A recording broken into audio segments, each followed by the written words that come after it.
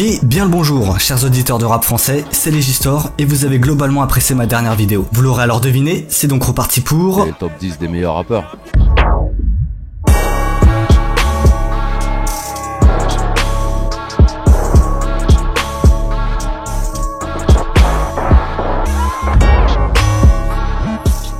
Et au sommaire de cette vidéo, on va commencer par le top 10 et aborder les sujets tels que comment Gradure gère sa nouvelle diversité musicale, la feinte de Booba sur le morceau LVMH, le secret de Niska pour réussir ses clips et interviews, Caris et l'envers du décor du morceau Cristal, la tête que j'ai fait quand j'ai vu le clip Tempête de Nekfeu, le singe Tito qui fait le thug au Planet Rap de PNL et bien d'autres encore. Ensuite, nous verrons brièvement les autres artistes et morceaux qui m'ont marqué en cette année 2015, puis restez jusqu'à la fin, j'aurai 3 annonces à vous faire.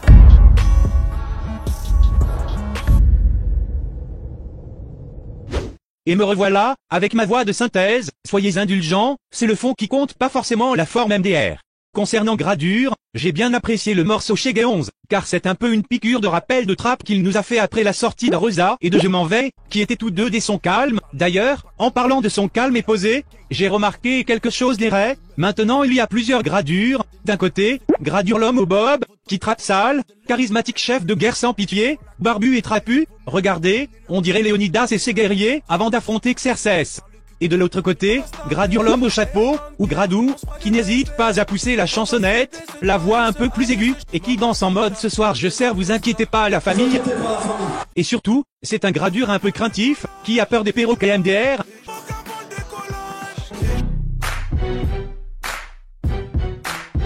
Yeah.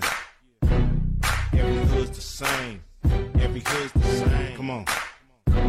They give us guns and drugs. Can't wonder why in the fuck we thugs. Oui, j'ai le fils de pute quand même. Tu vois, moi j'ai dit wesh, c'est un bâtard quand même. Bon j'avoue j'aurais fait la même Zerma, je touche pas à ça MDR, on sait jamais ça peut donner de sacrés coups de bec ce genre de coco. Puis, en creusant un peu plus le sujet, on remarque aussi Gradure l'homme au béret, l'évolution finale et ultime connue à ce jour à MDR, Gradure est énervé, charisme maximum de l'homme au bob, avec le flow des enfers et la détermination de Sangoku.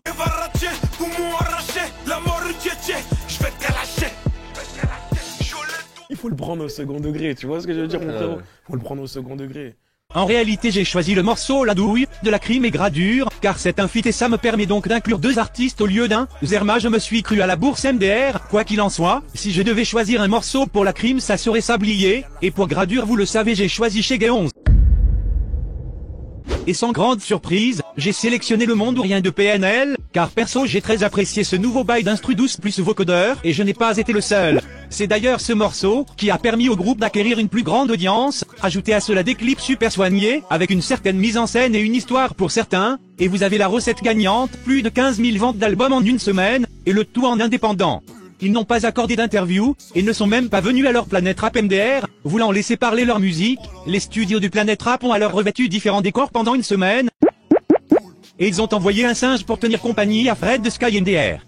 Allez, en attendant une vidéo complète sur PNL, je vous ai dégoté un petit passage de Glaïf, c'est cadeau la famille.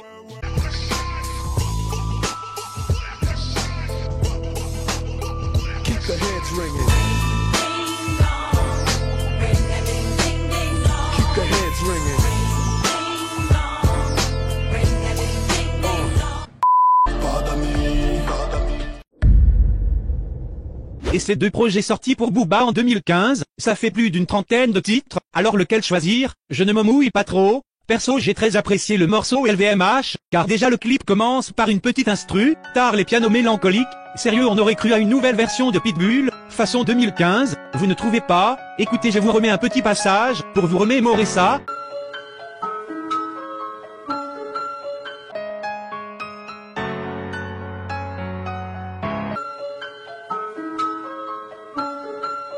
Zerma ça m'a rappelé de jolis souvenirs, j'ai failli lâcher une petite larme MDR, bon maintenant, on va faire le même principe que l'année dernière avec le morceau au calme, allons vérifier si le morceau LVMH est validé au grand journal de Canal+.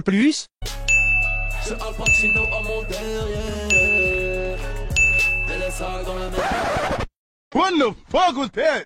MDR, c'est quoi ce nouveau bail de gestuelle? La gestuelle chef d'orchestre peut-être? Mais que s'est-il donc bien passé? Attendez je crois que j'ai trouvé pourquoi. Booba lui a peut-être passé une étoile d'invincibilité de Mario en scred, genre revenons au début elle bouge pas, bim il lui passe l'étoile, et là l'effet d'invincibilité et rapidité s'applique MDR.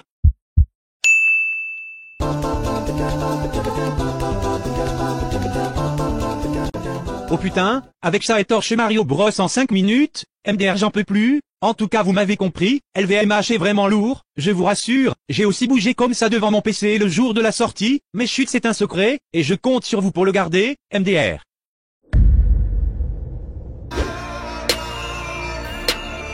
Il a pas dit bonjour. Du coup il s'est fait niquer sa mère. C'est-à-dire que le mec arrivait, tout le monde a dit bonjour. Mais lui, il a pas dit bonjour. Il s'est fait niquer sa mère. Donc il s'est fait niquer sa mère. Valdo aura bien fait parler de lui avec ce morceau, et donc voilà les 4 raisons qui font que j'ai mis ce morceau dans cette vidéo. 1. Le net a globalement apprécié. 2. Moi aussi. 3. Le public d'Aulnay valide déjà avant la sortie du son. C'est quoi les trucs les plus fous que t'as vu? C'est le public d'Aulnay réagir. Le tout dernier morceau, on a fait bonjour, genre les gens ils étaient ouf. Ils criaient et tout, Ouais. ils connaissaient les paroles direct. Ah ouais, au premier nique ta mère, tout le monde a sauté. C'était beau. Et Balou a même fait un remix, matez ça MDR. Niquer la mère de sa mère pour enfin niquer sa mère. Fait du enfin fait. Mange un boudin entier. Gradure en a fait une story Snapchat, et plus tard il reprenait l'instru, pour faire le freestyle dans le G2. Bien que le morceau n'est pas forcément plus à tout le monde.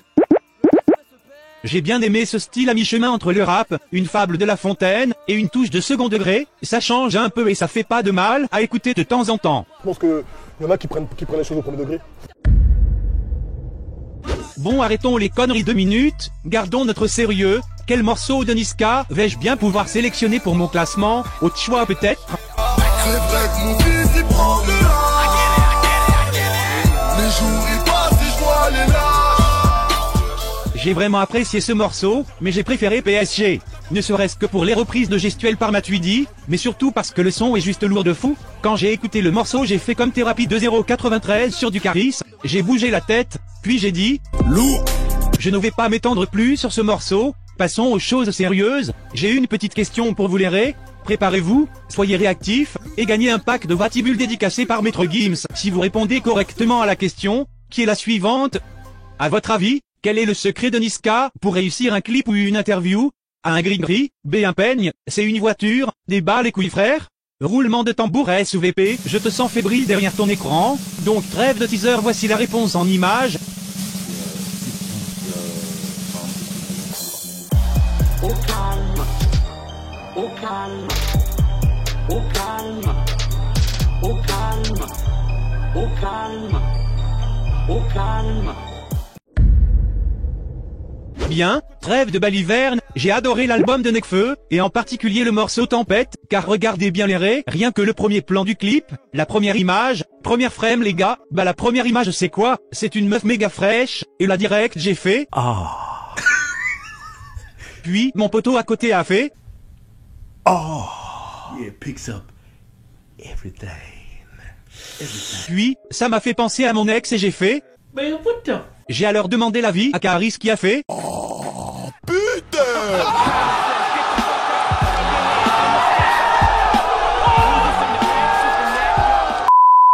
Ils vont pas comprendre le second degré les gens. Tu vois ce que je veux dire? Bref, le reste du clip est très bien réalisé, c'est le genre de clip que tu mates en fronçant les sourcils, et surtout en essayant de te concentrer pour revoir la meuf MDR, le tout entrecoupé de très belles prises, franchement Psartec, très bon clip et très bon son, rien à dire de plus.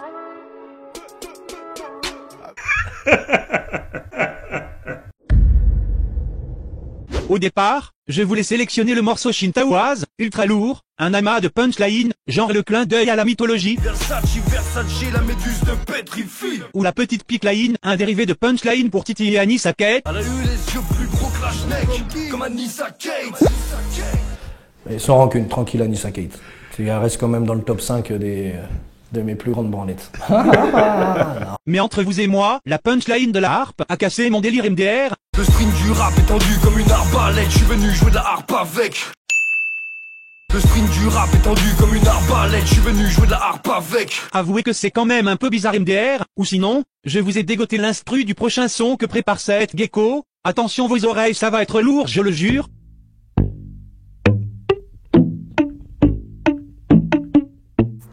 Nous on tourne pas la page, on arrache le livre. Si on perd un pote, faut surtout pas que les autres Enfin bon, j'ai très apprécié son dernier album, et en particulier le morceau Val d'Oseille. Pourtant au début j'ai pris peur. Zerma, le décor post-apocalyptique, des déguisements un peu gothiques, on aurait cru le remix de Team BS MDR, mais fort heureusement, le clip est très bien réalisé, rien à voir avec Team BS, là c'est style Mad Max, bien bonhomme, 7 geckos en mode chef de guerre, des phases des ténèbres, et surtout des meufs fraîches, et bah ouais, vous commencez à connaître mes goûts en matière de clips les MDR, je ne suis pas difficile.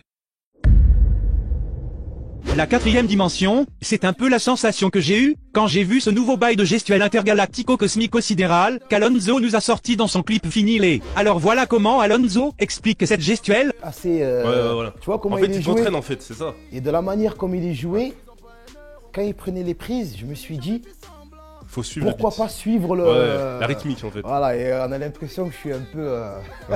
je suis un peu habité, tu vois. Préparez-vous à mon explication, les rés, je vous préviens, je pense que je ne suis jamais parti aussi loin dans une explication de merde MDR, alors brace yourself, et accrochez-vous bien à votre siège. Donc premièrement, trouvez une source d'électricité, non pas un bail genre Pikachu, plutôt un vrai bail de centrale à la Frankenstein, les lieux du tournage font déjà bien l'affaire. Ensuite, mettez un morceau légèrement dramatique, mais qui bouge un peu, laissez agir quelques temps, puis préparez-vous à actionner le levier spécial gestuel, et donc c'est parti, compte à rebours, 3, 2, 1.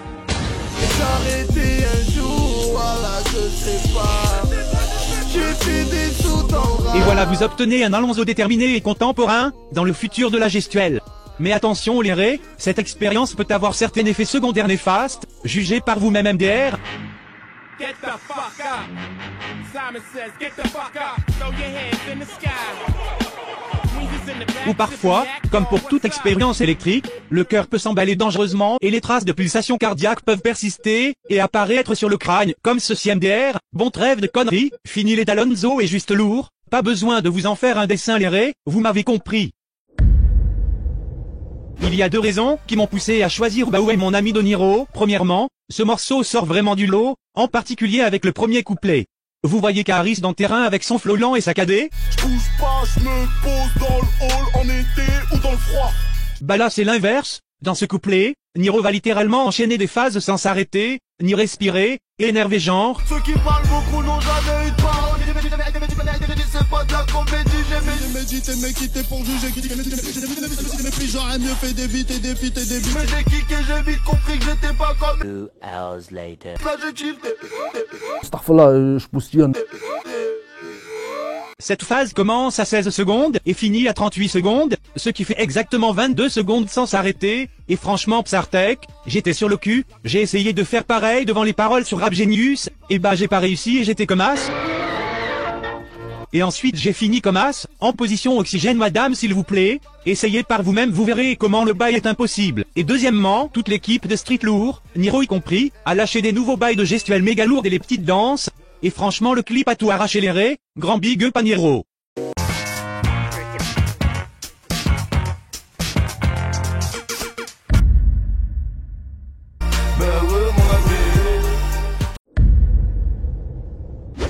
Crystal de Caris, en featuring avec le célèbre Futur, à mon sens un des meilleurs sons de cette année, j'étais obligé de le mettre ce morceau.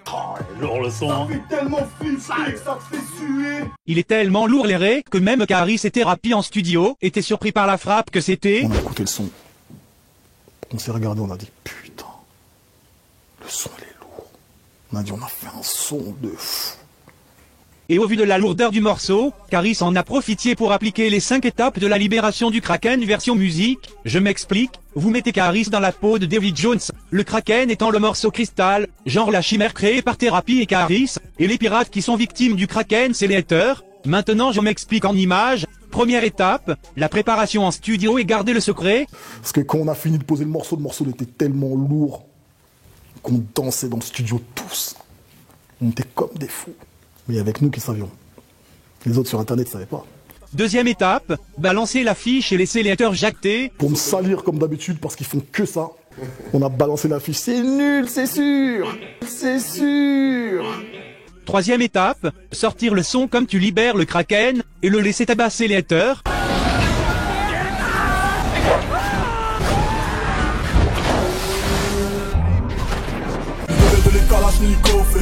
Je me balade au cimetière avec mes trophées. 4e étape, regardez les haters en PLS. Plus personne parle, frère. Plus personne parle. 5e étape, Jubilé se pavaner au calme en interview MDR. Le morceau il est sorti, bah 2-0-93, poteau. La puissance du 2-0. La puissance de Béjaïa, frère. T'inquiète pas.